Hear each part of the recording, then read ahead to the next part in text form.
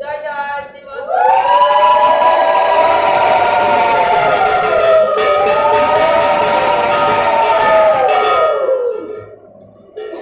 দেখবেন কলিকালে ভগবান কোথায় কোথায় অবস্থান করে।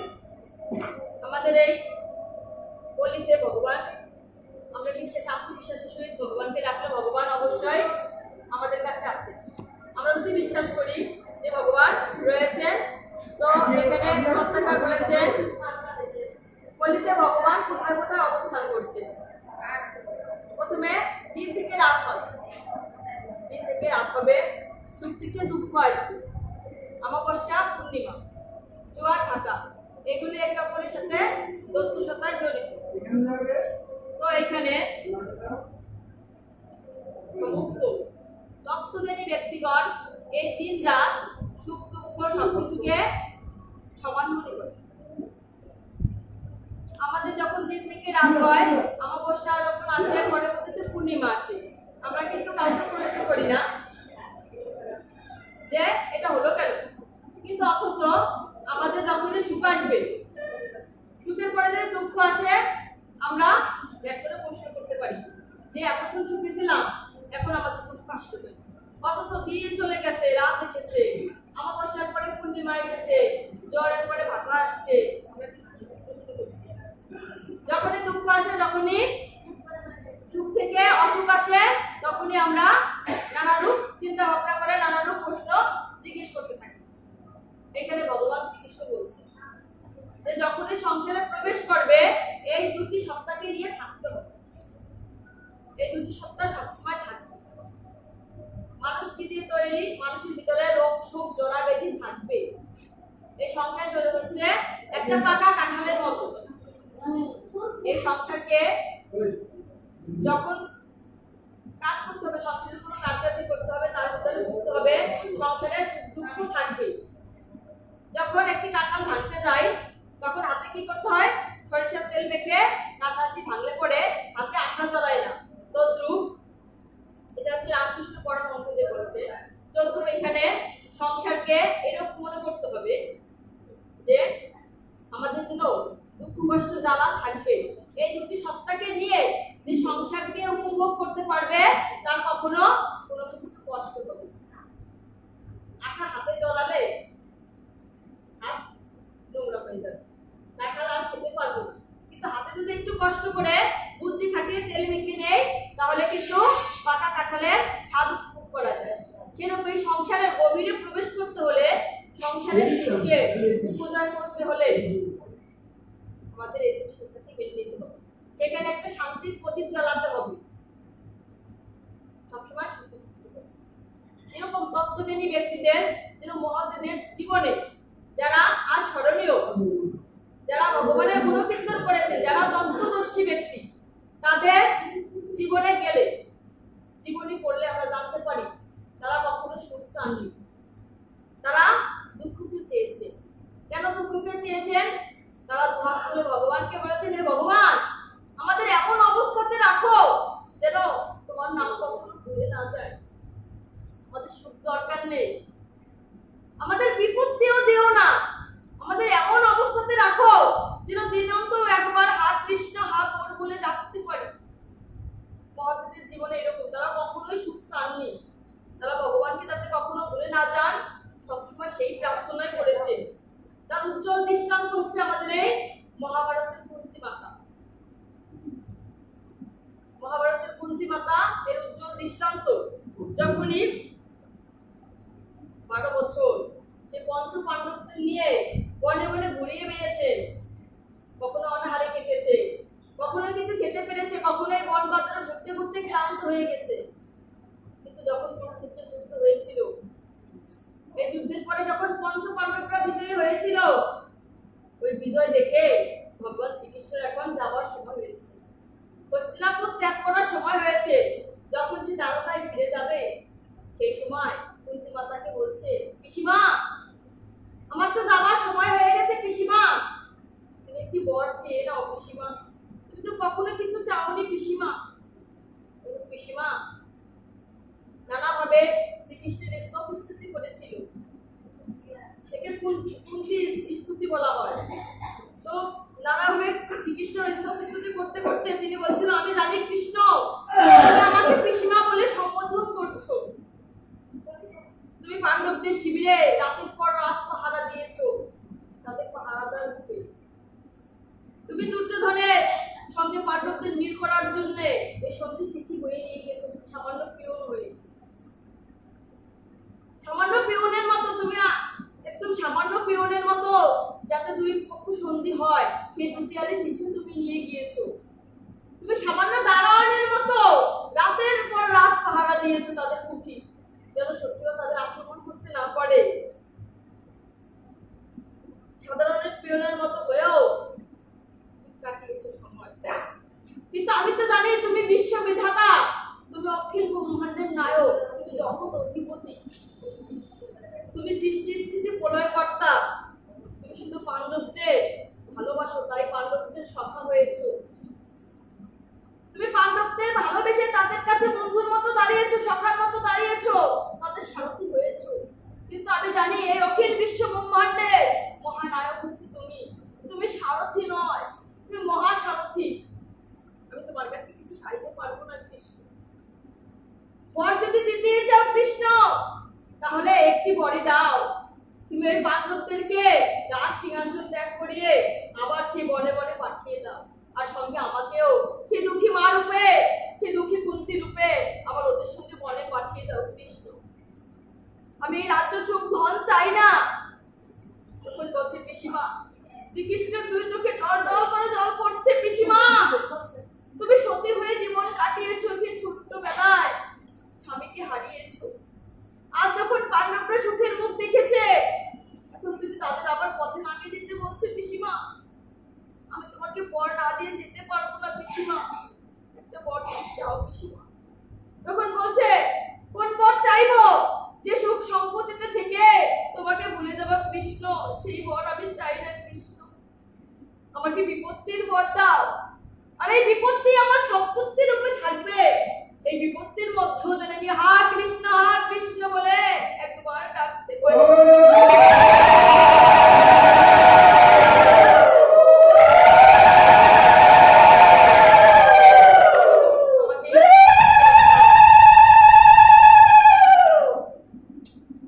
মহাত্মারা কি চেয়েছে?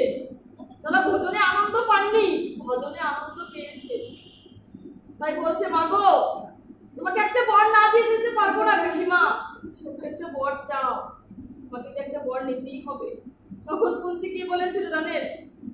আর কৃষ্ণ, তোমাকে যদি বর দিতেই হয় তাহলে এমন বর দাও যেন ইহকালে পরকালে, এ জন্মে পরজন্মে, কোনো জন্মেই যেন তোমার কাছে আমি কিছু না চাই, শুধু তোমার নামটি ধরে রাখতে পারি, হা কৃষ্ণ বলে এ জীবন অতিবাহিত করতে পারি কৃষ্ণ।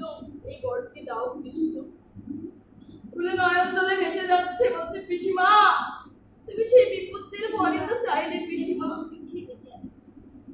এ অভাগা, তোমার জন্য একটি বর এনেছিলাম, আর তুমি কে চাইলে? বলছে, এই বর আমার দরকার নেই। শত শত জনম, ইহকাল পরকাল, এ জনম সে জনম, কোনো জনমে যেন আমি তোমার কাছে কিছু না চাই। এরূপে সাধু মহাত্মারা কি করছে জানেন? তারা কখনো ভগবানের কাছে কিছু চাননি। বলছে, ভগবান তুমি সবকিছুর মালিক, সবকিছুর দোষটা, সব সৃষ্টির অধীশ্বর তুমি।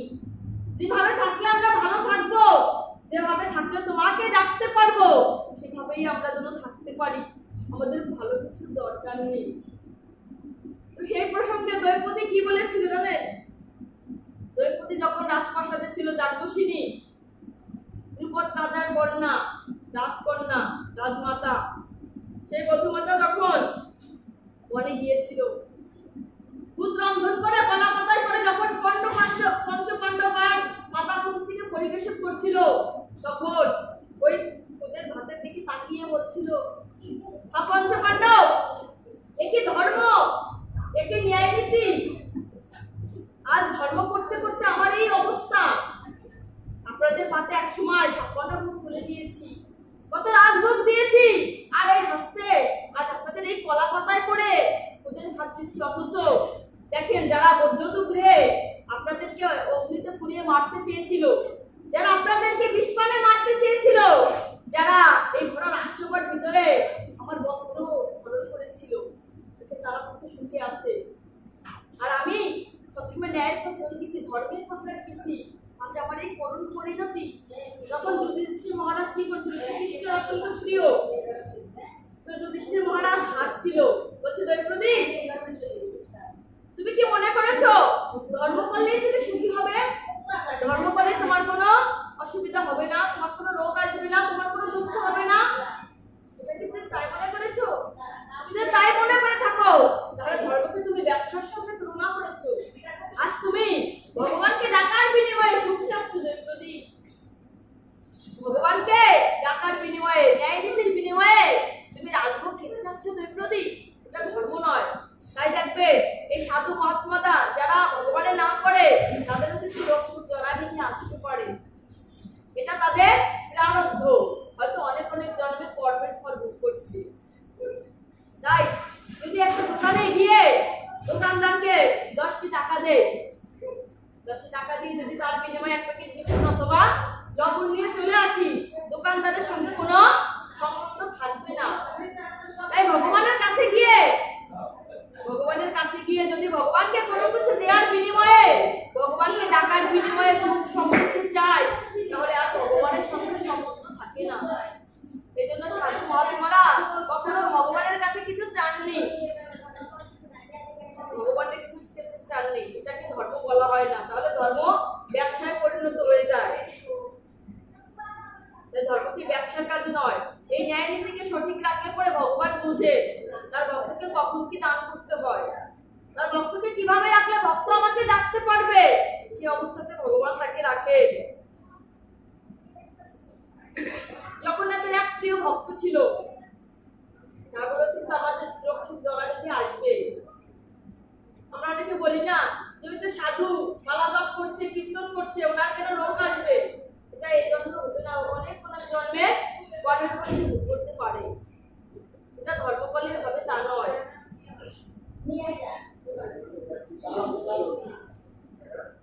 তো সেরকম জগন্নাথের এক সখা ছিল, সখা ভক্ত, তার নাম ছিল মাধব দাস।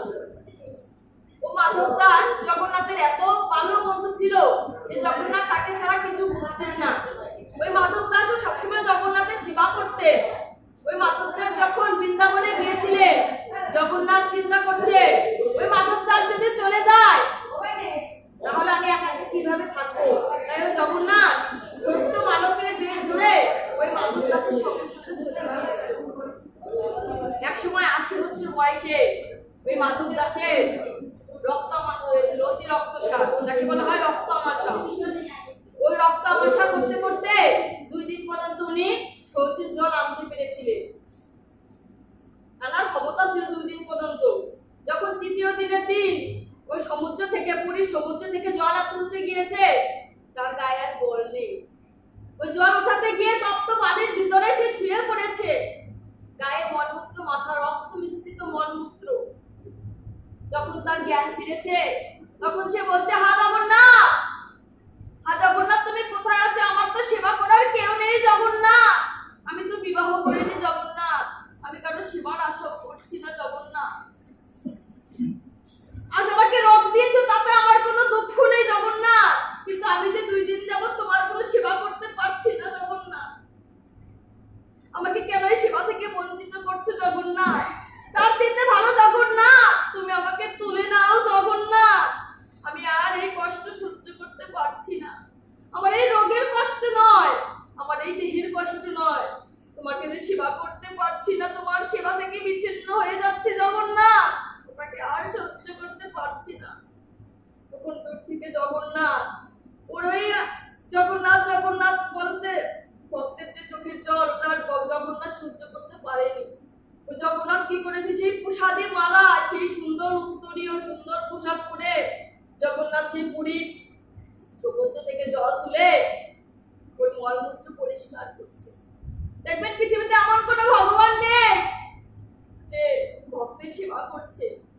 তো যখনই ভক্তের মলমূত্র পরিষ্কার করছে আর জগন্নাথ নয়ন জলে ভেসে যাচ্ছে, তখন মাধব দাস ভাবছে হয়তো কোনো সুহৃদয় ব্যক্তি তাকে সেবা করার জন্য এসেছে, তখন ফিরে দেখে সেই প্রসাদী মালা, সুন্দর চন্দনের গন্ধ। তখন বলছে, হা জগন্নাথ, তুমি এখানে কেন জগন্নাথ? তোমার গায়ে প্রসাদী মালা, তোমার গায়ে সুন্দর চন্দনের গন্ধ, আজ তুমি এখানে এসেছো এই পাপের মলমূত্র পরিষ্কার করতে জগন্নাথ। তুমি এখানে এসেছো কেন জগন্নাথ? এর চেয়ে আমাকে একটু সারিয়ে দিতে তো পারতে, যেন আমি তোমার সেবা করতে পারি। তাহলে তোমাকে এত কষ্ট করতে হয় না জগন্নাথ। তখন জগন্নাথ চোখের জলে ভেসে যাচ্ছে, বলছে, জানো জানো মাধব দাস, দুইটি কারণে তোমার সেবা করছি, দুইটি কারণে এই মলমূত্র পরিষ্কার করতে এসেছে জানো। বলছি, হে প্রিয় সখা, তুমি কৃপা করে বলো, এই অধমকে একটু সারিয়ে দিলে তো পারতে, তুমি কৃপা করে বলো।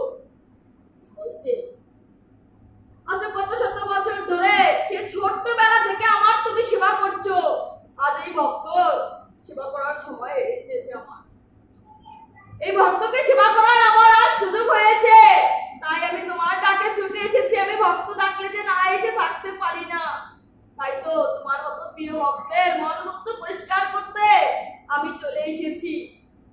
আরেকটি কারণ জানো, আমি তোমাকে সারিয়েও দিতে পারতাম, কিন্তু আমি তোমাকে সারিয়ে দেব না, কারণ এটা তোমার প্রারব্ধ।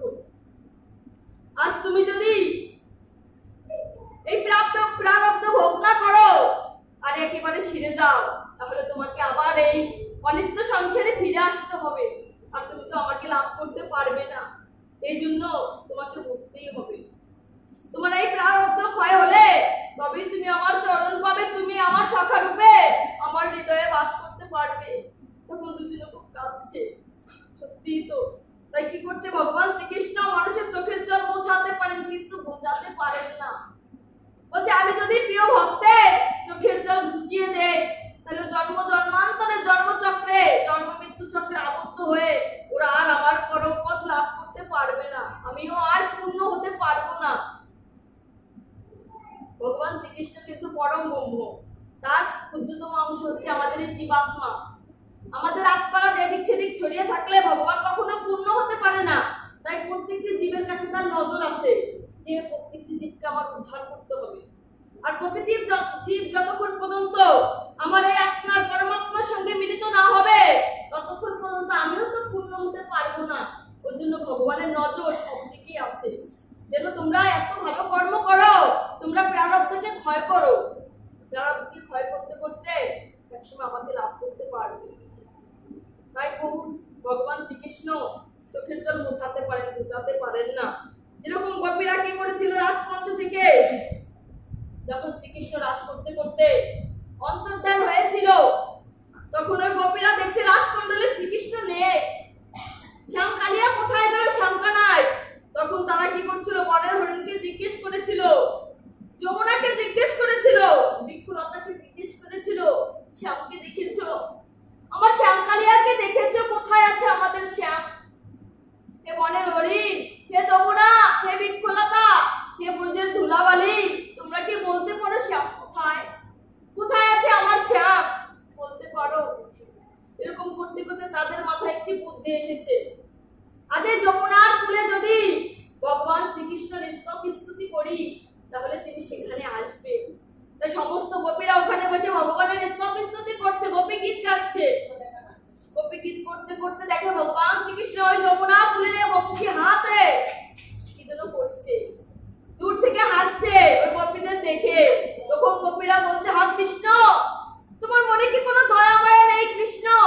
তুমি যখন রাজ মঞ্চ থেকে চলে এসেছো, আমরা বড় একা হয়ে পড়েছি কৃষ্ণ, আর তুমি এখানে বসে হাসছো। কেউ যদি কাঁদে আর কেউ যদি তাই দেখে হাসে, তাকে কি মনে হয় নিষ্ঠুর ছাড়া কেউ? তখন বলছি, কৃষ্ণ তুমি হাসছো কেন কৃষ্ণ?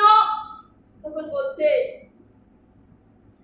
কোন সহৃদয় ব্যক্তি যারা কৃষ্ণ প্রেমে প্রেমী, সেই সমস্ত ব্যক্তি যদি হা কৃষ্ণ হা নিতাই হা গৌর বলে কাঁদে, তাদের কাঁদা দেখে আমি আর থাকতে পারি না, আমি তাদের ভজনা করি। আর সেই ভজনার নৃত্য করতে করতে আমি একটু হেসে দেই, আমি একটু হাসি। তাই বলছে, যেখানে যে স্থানে আমার প্রিয় ভক্তগণ আমার গুণকীর্তন করেন, হা কৃষ্ণ হা গৌর হা নিতাই বলে ডাকে, না এসে থাকতে পারি না, এই জন্য তো একটু হাসি। আমার ভক্ত আমার গুণকীর্তন করছে, আর তাই দেখে আমি তাদের ভজনা করি, আর ভজনের সময় তাদের চিত্র আঁকতে আঁকতে আমি একটু হেসে ফেলি। তো বলছে কলিকালে তিনটি জায়গায় ভগবান থাকবেই থাকবে। তো শাস্ত্রী কি বলছে?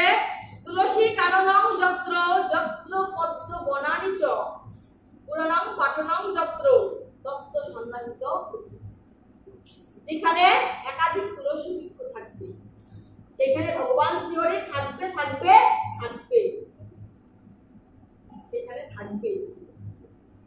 স্বামী প্রণবানন্দ উনি কিশোর বয়সে, তখন ওনার নাম ছিল কিশোর বিনোদ, বুয়া বাড়ির সন্তান ছিল। ওনার মা প্রতিদিন সন্ধ্যার সময় বলে একটি বস্ত্র নিয়ে একটি তুলসী প্রদীপ দেখাতেন, তুলসীতে। তো প্রতিদিন তুলসীতে প্রদীপ দেখালে উনি একদিন চিন্তা করলেন, মা প্রতিদিন তুলসীতে আরতি করে, প্রদীপ দেখায়, ওই তুলসীর ভিতরে কি আছে আমাকে দেখতে হবে। তাই উনি একদিন হাজলামো করে উপর থেকে তুলসীতে থুতু দিলেন। উপর থেকে তুলসীতে থুতু দিলে সঙ্গে সঙ্গে বিষ্ণু জ্যোতির্লীন হয়ে ওনার চোখে আঘাত করলো। আঘাত করে উনি মাটিতে পড়ে গেলেন। সবাই ভেবেছে ওই বিনোদ কিশোর হয়তো মারা গিয়েছে। তখন বলছে বুয়া বাড়ির একমাত্র সন্তানের কি হলো, মাটিতে কেন লুটিয়ে পড়লো? সবাই দেখতে এসেছে, অপরাধ করেছে, মহাপাপ করেছে, তুলসীতে দিয়েছে। তখন খানিক করে জ্ঞান এসেছে। জ্ঞান আসলে পরে মা সারদাকে বলছে, মা একটা গোপন কথা আছে, চলো ঘরের ভিতরে গিয়ে বলি। বলছে, মা এই তুলসী তুলসী নয় মা, এটা সাক্ষাৎ বিষ্ণুর মা, এটা 33 কোটি দেবতা সহ শ্রীকৃষ্ণ এখানে বাস করেন মা। তুলসী তুলসী নয়, শুধু তুলসী নয়, সমস্ত দেবদেবী বাস হচ্ছে তুলসী, আর সমস্ত তীর্থস্থানে তুলসী মূল অবস্থান করছে। আর তুলসী জল দিলে, তুলসী প্রদক্ষিণ করলে সেই 33 কোটি তীর্থস্থানের আবাহনের ফল লাভ হয়ে যায়। আর প্রদক্ষিণ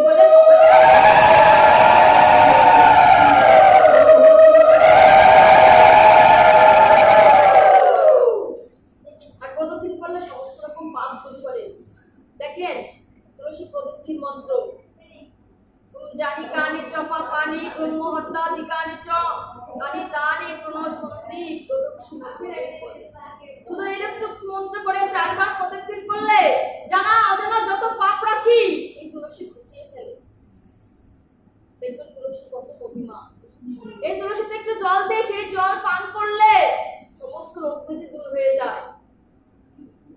আর ওই জলে গায়ে আবহন করলে সমস্ত তীর্থস্থানে স্নানের ফল লাভ হয়ে যায়। আর প্রদক্ষিণ করলে সমস্ত তীর্থস্থান প্রদক্ষিণের ফল লাভ হয়ে যায়।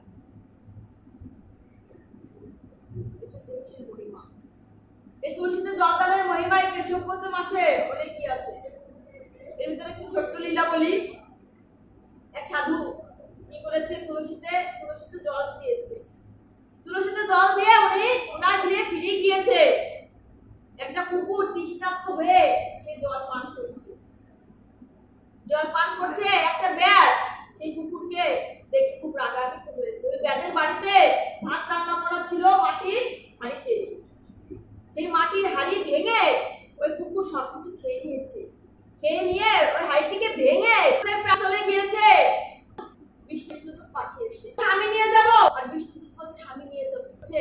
কি পোষ করেছে, এমন কি ভালো কাজ করেছে, বৈকুণ্ঠ নিয়ে যাবে। বলছে এই কেশবব্রত মাসে ওই সাধু যে জল দিয়েছে, ফুলের জল একটু পান করেছে, সে যে সমস্ত তীর্থের জল পান করেছে, কিন্তু সমস্ত তীর্থে অবগাহনের ফল লাভ করেছে। আর এই জন্য বৈকুণ্ঠে নিয়ে যাব। তখন ওই কুকুরের আত্মাকে বৈকুণ্ঠে নিয়ে যাওয়া হলো। তাই সামান্য এই কেশবব্রত মাসে সামান্য তুলসীতে জল দানের এত মহিমা। এই জল প্রতিদিন দান করার পরে একটু পান করবেন, একটু গায়ে ছিটাবেন, আর সমস্ত পাশে যারা থাকে তাদের একটু ছিটিয়ে দেবেন। মনের বিশ্বাস আর ভক্তিতে দিলে পরে তাদের ফল লাভ হবে। বিশ্বাসে মিলায় বস্তু তর্কে বহু। বিশ্বাস করে সবকিছু করলেই ভগবান সেখানে থাকবে। এদের পরীক্ষা করার জন্য থুতু ফেলেছিল, কিন্তু ভগবান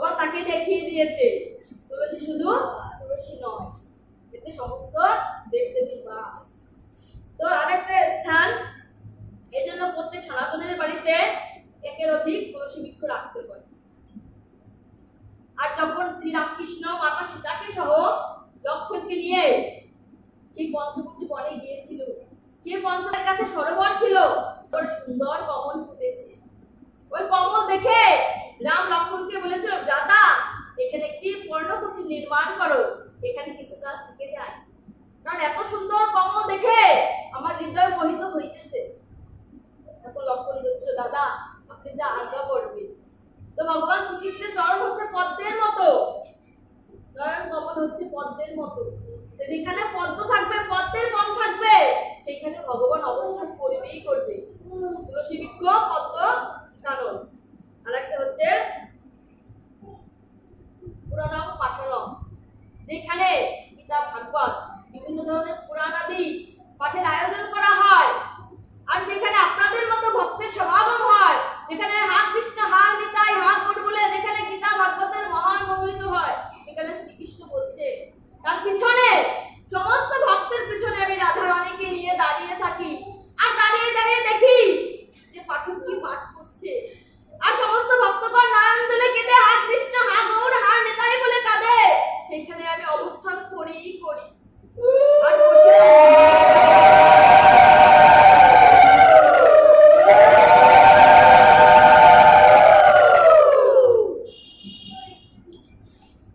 সেখানে আমি অবস্থান করি। তাই কলিকালে সমগ্র বিশ্বাস নিয়ে দেখবে এই তুলসী বৃক্ষ, পদ্মবন, আর হচ্ছে যেখানে ভক্ত সঙ্গ হবে, আপনাদের মতো সাধুগুরুর সমাগম হবে, সেখানে আমার প্রিয় কৃষ্ণ শ্রী রাধিকা সহ সমস্ত দেবদেবীকে নিয়ে দাঁড়িয়ে দাঁড়িয়ে অধিষ্ঠান করে। তারা বসার জায়গাও রাখে না, যেমন ভক্তগণ বসবে কোথায়, আমরা দাঁড়িয়ে দাঁড়িয়ে তাদের গুণকীর্তন শ্রবণ করি। যেরকম জগন্নাথ দাস বাবাজি, উনি যখন বয়প্রাপ্ত হয়েছিল, বয়স্ককাল এসেছে, বৃদ্ধকাল এসেছে, ওনার একজন শিষ্য ছিল, সেই শিষ্য প্রভুকে সেবাযত্ন করছে। এইবার গুরুদেব চিন্তা করছে, আমার তো লীলা সাঙ্গ করার সময় হয়েছে। শিষ্যকে বলছে, তুমি কি চাও, কি বর চাও? তোমাকে একটি বর দিয়ে যেতে চাই। তুমি কি বৈকুণ্ঠ চাও? তোমাকে বৈকুণ্ঠ দিতে পারবো। তুমি কি রাজপ্রাসাদ চাও, রাজভোগ চাও? তোমাকে দিতে পারবো। আমি তোমাকে, তুমি যা চাও সবকিছুই দেবো। তবে হা গুরুদেব, আমি যা চাই আপনি কি তাই দিতে পারবেন? সত্যি বলো, দিতে পারবেন? বলছে, হ্যাঁ হ্যাঁ দিতে পারবো। তাহলে গুরুদেব আপনি আমার মাথায় হাত রেখে বলুন, আমি যা চাই আপনি দিবেন। বলছে, হ্যাঁ মাথায় হাত রেখে বললাম, তোর মতো এত ভালো শিষ্য, এত ভালো ভক্ত, যে কিছু গুরুদেবের থেকে চাইবে তাকে কি না দিয়ে থাকতে পারি? তখন বলছে, গুরুদেব আপনি যেভাবে নিতাই বলে চোখের জল ছেড়ে দেন, নিতাই বললে যেমন আপনার চোখে জল আছে, সেভাবে আমি যেন নিতাই বললে আমার চোখ থেকে দর দর করে জল ধরে।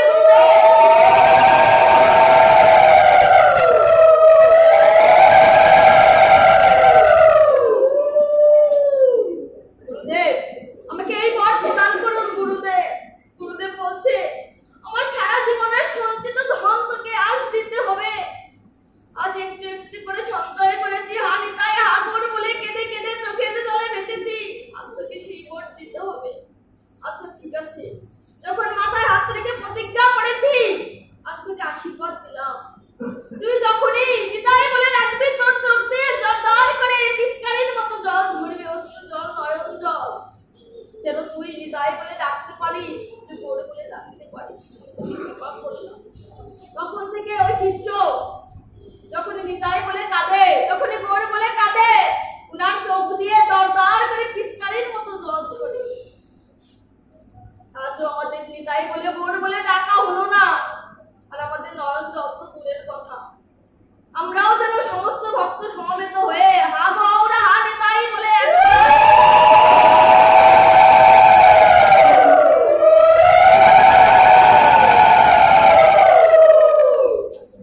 আমরাও যেন ভক্ত সুদামার মতন, ভক্তকে যেভাবে ভগবান ভালোবেসেছিল আর সেই ভক্ত সুদামার জন্ম করে দিয়েছিল, ভগবান যেভাবে ভক্তের সেবা করে, আমরাও যেন সেই ভগবানের সেবা করতে পারি, ভগবানকে ডাকতে পারি, এই কামনা বাসনা রেখে ভগবানের পথে চলতে পারি। আবারও যেন এই গুণকীর্তন, এই ভগবানের লীলা মহিমা শ্রবণ করতে পারি, সমস্ত গৃহকর্ম ফেলে যেন সবাই এই সাধু সঙ্গে আসতে পারি, এই কামনায় ভগবানের কাছে থাকতে হবে, এটুকুই ভগবানের কাছে চাইতে হবে। অন্যথায় আর কোনো কিছু লাভ করা যাবে না। এটুকু কামনা করলে ভগবান আমাদের দিকে তাকাবে, আমাদের ডাক শুনবে, আমরা এক সময় ভগবানের কাছে পাবো। এখন একটি ভক্ত চরিত্র আলোচনা করি। ভক্ত চরিত্র হচ্ছে অত্যন্ত মহিমান্বিত। ভগবান ভক্তকে ভালোবাসেন, আর বিভিন্ন দৃষ্টান্ত, বিভিন্ন পুরাণ কিতাব ভাগবতে উল্লেখ আছে। এরকম নাভাজি তার ভক্তমাল চরিত্রে একজন ভক্তের কথা উল্লেখ করেছে। ভগবানকে পেতে হলে মন সরল করতে হয়, এই কূট বুদ্ধি সম্পূর্ণ হিসাব নিয়ে আর জটিলতায় হৃদয়কে জর্জরিত করলে কখনো ভগবানকে পাওয়া